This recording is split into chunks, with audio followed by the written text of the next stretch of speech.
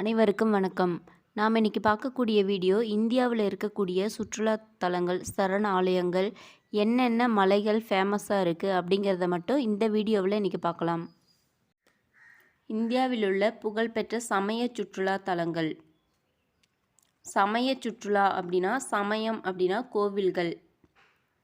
இந்தியாவில் எந்தெந்த சுற்றுலா கோவில்கள் இருக்குது அப்படின்னா தமிழ்நாட்டில் ராமேஸ்வரம், காஞ்சிபுரம், உத்தரப்பிரதேசத்தில் வாரணாசி, காசி, சாரநாத், ஜம்மு காஷ்மீரில் வைஷ்ணவி தேவி கோவில், கோவாவில் ஜெயிண்ட் பிரான்சிஸ் சேவியர் தேவாலயம், பஞ்சாபில் அமிர் தராஸ், ஜம்மு காஷ்மீரில் லடாக் புத்த மடங்கள். அடுத்து இந்தியாவில் உள்ள அழகிய மலை வாசஸ்தலங்கள். தமிழ்நாட்டில் கொடைக்கானல், ஊட்டி, உத்தரகாண்டில் நைனிடால், மேற்கு வங்காளத்தில் டார்ஜிலிங், ஜம்மு காஷ்மீரில் ஸ்ரீநகர், மேகாலயாவில் ஜில்லாங், இமாச்சல் பிரதேசில் சிம்லா, கேரளாவில் மூணாறு, சிக்கிமில் காங்டாக். இங்கே பாருங்கள், மேப்பில் எவ்வளோ தெளிவாக கொடுத்துருக்காங்க. இந்த மாதிரி மேப்பு போட்டு படிச்சிங்க அப்படின்னா ரொம்ப ஈஸியாக மனப்பாடம் ஆகிக்கும். மலைகள், சுற்றுலா தலங்கள், நீர்வீழ்ச்சிகள் இதெல்லாம் மேப்பு போட்டு படிச்சிங்க அப்படின்னா ரொம்ப ஈஸியாக மனப்பாடம் ஆகிக்கும். இந்தியாவில் இருக்கக்கூடிய நீர்வீழ்ச்சிகள். தாளையார் நீர்வீழ்ச்சி தமிழ்நாட்டில் இருக்கக்கூடிய திண்டுக்கல்லில் இருக்குது. இது எப்படி இருக்குது அப்படின்னா குதிரைவால் மாதிரி அமைஞ்சிருக்கு. இது எப்படி ஞாபகம் வச்சுக்கலாம் அப்படின்னா குதிரைவால் கல் மாதிரி இருக்குது, தளன்னு குதிரைவால் இருக்குது. இந்த மாதிரி ஞாபகம் வச்சுக்கோங்க. அடுத்தது ஜோக் நீர்வீழ்ச்சி. இது கர்நாடகா மாவட்டத்தில் ஷிமோகோ அப்படிங்கிற பகுதியில் அமைஞ்சிருக்கு. ராஜா, ராணி மற்றும் இடி பிரிவு நீர்வீழ்ச்சி. இதை எப்படி ஞாபகம் வச்சுக்கலாம் அப்படின்னா ராஜா ராணியும் இடி மாதிரி சண்டை கட்டிக்கிட்டு இருந்தால் கூட பிரியாமல் இருப்பாங்க. நம்ம பார்க்குறவங்க எல்லாருக்கும் ஜோக் மாதிரி இருக்கும் அது. அடுத்து நோகாலி காய் நீர்வீழ்ச்சி மேகாலயாவில் கிழக்கு காசி மாவட்டத்தில் அமைஞ்சிருக்கு. இது எப்படி இருக்குது அப்படின்னா உயரமான பகுதியில் இருந்து எந்த ஒரு தடையும் இன்றி நேராக கீழே விழுது. இது எப்படி ஞாபகம் வச்சுக்கலாம் அப்படின்னா ஒரு காயை நம்ம மேலே இருந்து கீழே போட்டோம் அப்படின்னா அது நேராக தான் கீழே விழும். இந்த மாதிரி ஞாபகம் வச்சுக்கலாம். அடுத்து தலைக்கோணம் நீர்வீழ்ச்சி. இது ஆந்திராவில் இருக்கக்கூடிய உயரமான நீர்வீழ்ச்சி. மருத்துவ குணம் நிறைந்த மூலிகை செடி கொடிகளில் இருந்து நீர் விழுவது சிறப்பு அம்சமாகும். இதை எப்படி ஞாபகம் வச்சுக்கலாம் அப்படின்னா தலைக்கோணம் நீர்வீழ்ச்சி. நமக்கு தலைவலிக்கும் போது ஆத்திரமாக வரும். அப்போ நம்ம மூலிகை நிறைந்த மருந்தை தலைக்கு போட்டுக்கலாம். அப்படி ஞாபகம் வச்சுக்கோங்க. அடுத்ததாக ஆதிரப்பள்ளி நீர்வீழ்ச்சி. கேரளாவில் திரிசூர் மாவட்டத்தில் இந்த நீர்வீழ்ச்சி அமைஞ்சிருக்கு. இது இந்தியாவின் நயகரா ஆகும்.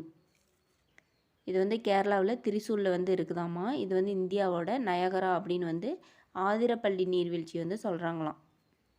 அடுத்து இந்தியாவில் இருக்கக்கூடிய வனவிலங்கு சரணாலயங்கள். வனவிலங்கு சரணாலயம், மாநிலம், விலங்குகளை பற்றி பார்க்கலாம். தமிழ்நாட்டில் முதுமலை வனவிலங்கு சரணாலயம். இங்கே என்னென்ன உயிரினம் வாழுதுன்னா புலி, யானை, காட்டெருமை, மான். அடுத்து அஸ்ஸாமில் காசிரங்க தேசிய பூங்கா இருக்குது. இங்கே புலி, மான், எருமை. அடுத்து ராஜஸ்தானில் ரான் தம்பர் தேசிய பூங்கா இருக்குது. இங்கே புலி வாழுது. மத்திய பிரதேசத்தில் கான்கா தேசிய பூங்கா. இங்கே சதுப்பு நில மான்கள். அடுத்து மேற்கு வங்காளத்தில் சுந்தரவன தேசிய பூங்கா இருக்குது. அங்கே வங்காள புலி வாழுது. குஜராத்தில் கிர் தேசிய பூங்கா இருக்குது. இங்கே சிங்கம் வாழுது. இந்த கிர் தேசிய பூங்கா தான் அடிக்கடி எக்ஸாமில் கேட்டுக்கிட்டு இருக்காங்க. அடுத்து பத்ரா வன சரணாலயம். இது எங்கே இருக்குன்னா கர்நாடகாவில் காட்டெருமை, சிறுத்தை, காட்டெருது இதெல்லாம் அங்கே வாழுது. கேரளாவில் பெரியார் தேசிய பூங்கா இருக்குது. அங்கே யானை, மான்லாம் வாழுது. உத்தரகாண்டில் பார்த்தோம் அப்படின்னா கார்பெட் தேசிய பூங்கா இருக்குது. இங்கே புலி வாழுது. அடுத்து பார்த்தோம் அப்படின்னா இந்தியாவில் உள்ள பறவைகள் சரணாலயங்கள். பறவைகள் சரணாலயம் மாநிலம். கூந்தன்குளம் பறவைகள் சரணாலயம் பார்த்தோம் அப்படின்னா தமிழ்நாடு. குமரகம் பறவைகள் சரணாலயம் பார்த்தோன்னா கேரளா. பாரத்பூர் பறவை சரணாலயம் ராஜஸ்தான், மயானி பறவைகள் சரணாலயம் மகாராஷ்டிரா, உப்பலப்பாடு பறவைகள் சரணாலயம் ஆந்திர பிரதேசம், நல் சரோவர் பறவை சரணாலயம் வந்து குஜராத், நவாப்கஞ்ச் பறவை சரணாலயம் வந்து உத்தரப்பிரதேசம். அடுத்து இந்தியாவில் இருக்கக்கூடிய கடற்கரைகள் 7517 கிலோமீட்டர் நீளமுள்ள கடற்கரை கொண்ட இந்திய நாட்டில் அரபிக்கடலாலும் வங்காள விரிகுடாவாலும் பல்வேறு அழகிய கடற்கரைகள் அமைய பெற்றுள்ளன. 5717 கிலோமீட்டர் வந்து இந்தியாவை சுற்றி கடற்கரை இருக்குதாம்மா. இந்த என்னென்ன கடற்கரை அப்படின்னு பார்க்கலாமா? தமிழ்நாட்டில் தனுஷ்கோடி, இது வந்து நீல நிறத்தில் வந்து இந்த கடல் இருக்குதாம்மா.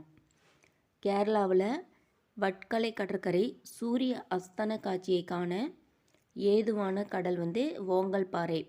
ஓங்கல்பாறை கடற்கரையில் நின்று பார்த்தோம் அப்படின்னா சூரிய அஸ்தமனம் வந்து தெரியுமாம்மா.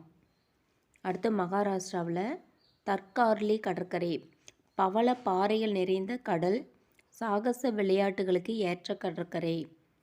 சாகச விளையாட்டு விளையாடுறாங்கள அவங்களுக்கு வந்து ஏற்ற கடற்கரை வந்து தற்காலி கடற்கரை. இது வந்து பவள பாறைகள் நிறைந்ததாக இருக்கும். எங்கன்னா மகாராஷ்டிராவில் வந்து இருக்காமா. அடுத்து ஓம் கடற்கரை, இது வந்து கர்நாடகாவில் இருக்கான். 2 அரை வட்ட குகைகள் இணைந்து ஓம் என்ற எழுத்தின் தலைகீழ் வடிவத்தில் அமைய பெற்ற கடற்கரை. 2 வட்ட குகைகள் இருக்கான், அது வந்து தலைகீழா.